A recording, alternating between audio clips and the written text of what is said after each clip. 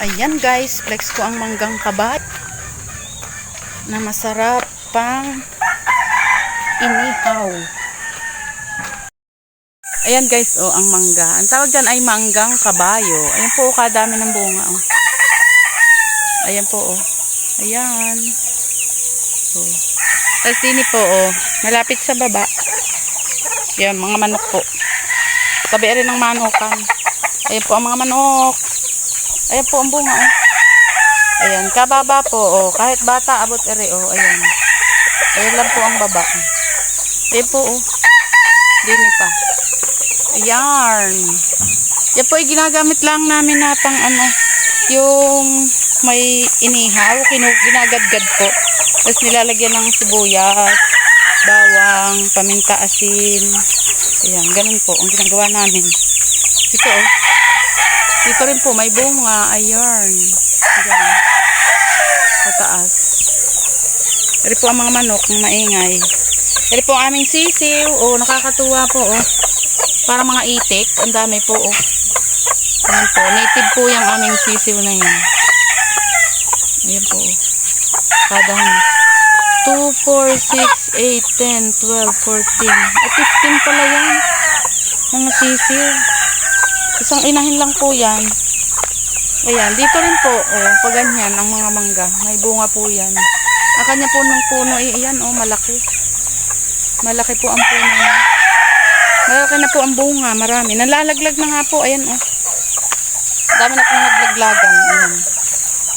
Mga bunga ng kabayo. Kabayo po ang tawag dyan, sa kabayong mangga. Ayan po, oh. Ayan po, marami. Tapos dito po ang bunga, oh, ayan. Oh, malapit lang po yan dito sa bahay. Oh. Mababa lang. Ayan, oh. Abot yan ng bata. Oh.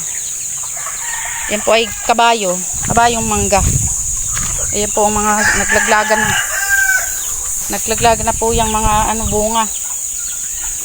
Ayan, oh. Ayan guys, oh. Tapos dito, oh. Ayan, ito nakapal. Ayan, oh. Masarap po yung ginadgad na mangga dun sa ano, inihaw na tilapia o kaya inihaw na hipon. Ayan po, oh. Maraming bunga. Ayan. Dun din po sa taas, oh. Ganyan din po kalalaki yung bunga. Hindi masyado makita. Hindi masyado mataas. Ayan, dyan. No? Kita dyan ng marami. Ayan, oh. Ayan po, oh.